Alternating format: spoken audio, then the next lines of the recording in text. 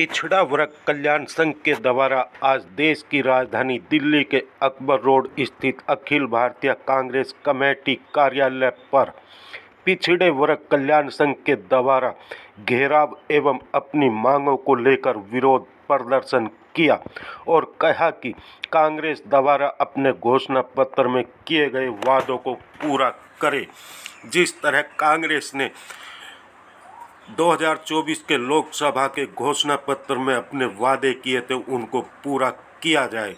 इस मौके पर क्या कुछ कहना इन लोगों का, आइए हम सुनाते हैं।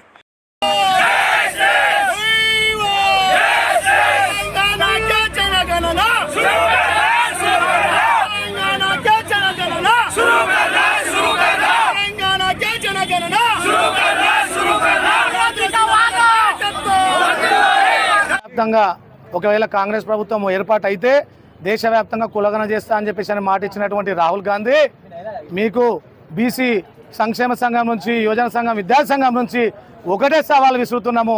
ఫస్ట్ ఇంట్లో గెలువుర్రి, దాని తర్వాత రచ్చ గెలువుర్రి. మీరు ఇంట్లోనే గెలుస్తలేరు, ఇంకా పోయి వీధుల పోయి దేశాల పోయి ఏం గెలుస్తారని చెప్పేసి అని మేము మిమ్మల్ని ఒకటే సవాల్ డిమాండ్ చేస్తూ ఉన్నాం. ఎందుకంటే తెలంగాణలో మేము కులగణన చేస్తామని మేనిఫెస్టోలో పెట్టి లెక్కించిన తర్వాత 42% రిజర్వేషన్ పెంచుతాం బీసీలకు అని చెప్పేసి అని దొంగ మాటలు చెప్పి బీసీల ఓట్లు వేసుకొని గెలిచి ఈరోజు రేవంత్ రెడ్డి బీసీల పైన సవితల్లి ప్రేమ చూపిస్తుండు.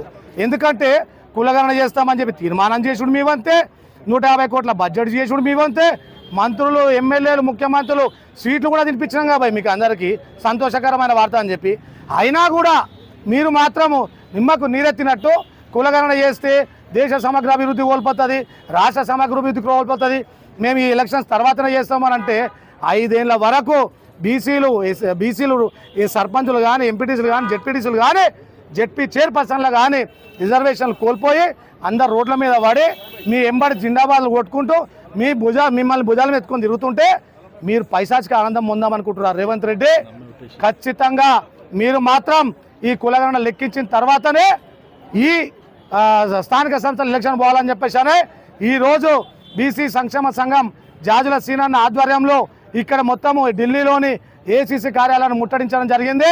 రాహుల్ గాంధీ గారు ఇప్పటికైనా కళ్ళు తెరిచి తెలంగాణలో జరుగుతుంది ఏందనేది గమనించాలి. ఎందుకంటే 5% ఉన్నటువంటి అగ్రవర్ణాలకు 10% రిజర్వేషన్ బీజేపీ ప్రభుత్వం కల్పించింది. మీరు బీసీల పైన ప్రేమ చూపించినట్టు చేసిరు, కానీ మేము అది నటననే అని అంటున్నాము. మీరు నటన కాదు, బీసీల పైన మాకు నిజమైన ప్రేమ ఉందంటే అక్కడ మాత్రం కులగణన మొదలు పెట్టాలి, లేదంటే మాత్రం మీ మాటలు నమ్మేది లేదు. ఈ స్థానిక సంస్థలు కూడా మీకు బుద్ధి చెప్తాం.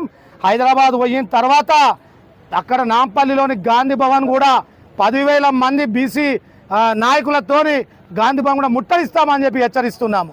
జై బీసీ, బీసీల ఐక్యత. మాట్లాడు.